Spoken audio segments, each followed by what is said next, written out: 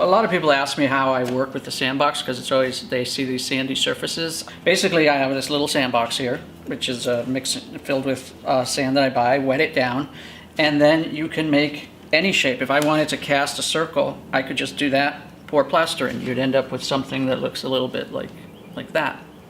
But one of the ways I've made some of the paintings recently, and I do other things, is like this is a piece of wood that I've started working on.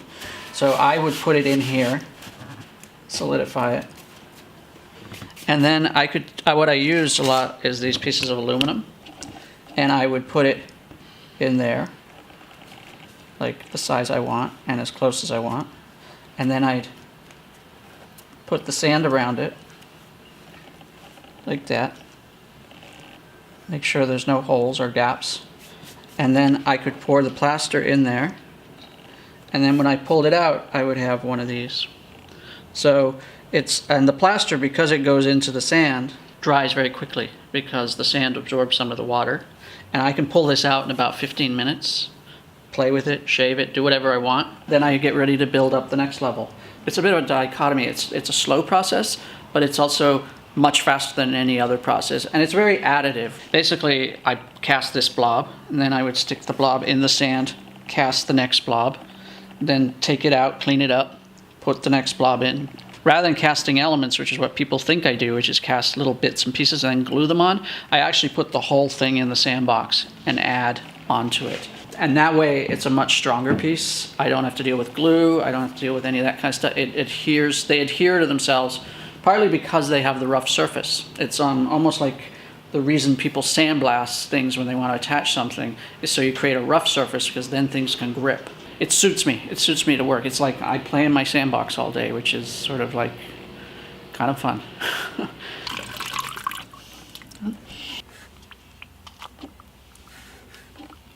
And I do a small amount at a time so that there's no air pockets or bubbles or stuff like that. And then I take it, that's about right. Then I take it over here. This is a concrete coloring used like to put color on sidewalks or stuff like that.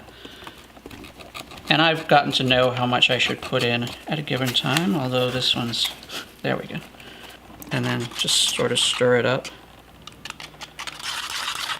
And I can mix different colors to get, you know, if I want green, I usually just mix blue and yellow.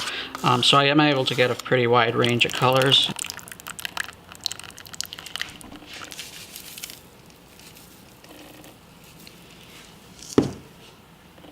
Then after, say, something like this for 15 minutes, I would end up with a section of this.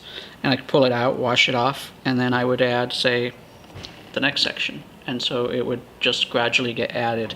So a piece like this, each thing was made, and actually the way this was made was the sand was deep, and I pushed shapes down and filled them with plaster, and they created the sort of the stalactite effect.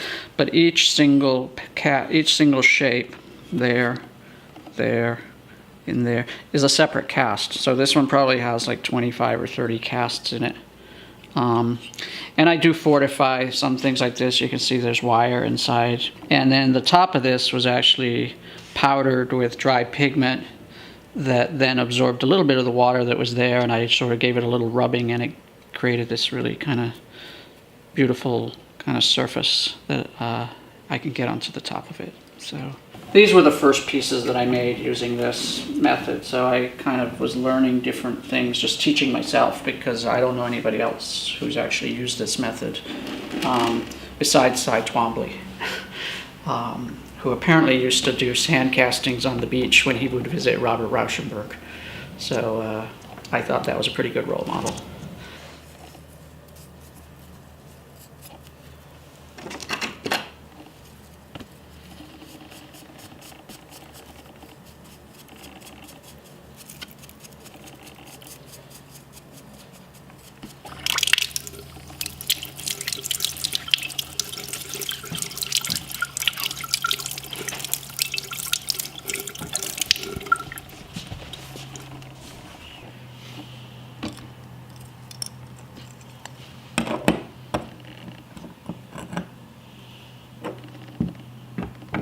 We've cast this little area here, it's now, I'll pull it out of here and grab a brush away some of the sand.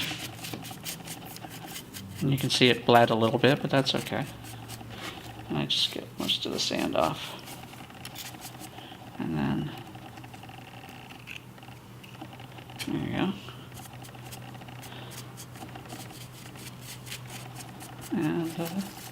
And because it's still a little soft, if I feel like shaping it a bit, I can rub off edges, kind of work it a little bit.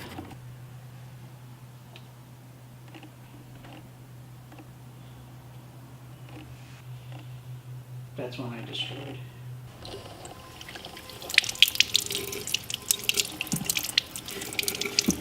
Just washing off excess sand. Oops. And then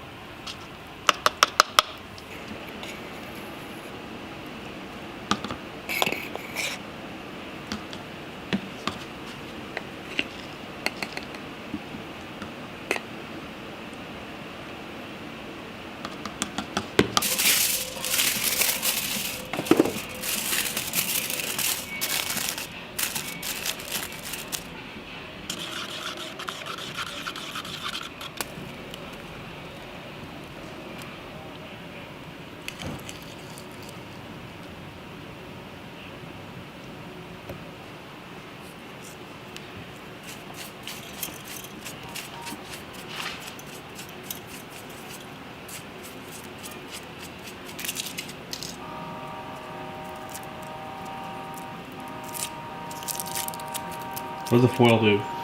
it just gets a nice really smooth surface to work with.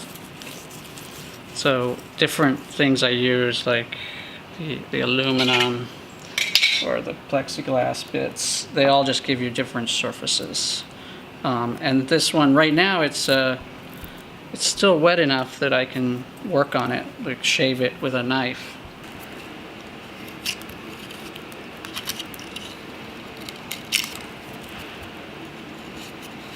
So I can kind of do a little bit of smoothing and carving, and it's a lot easier to do it now than obviously than when it gets hard, because this is hydrocal, which is the hardest plaster you can get. So it's pretty rough on sanding.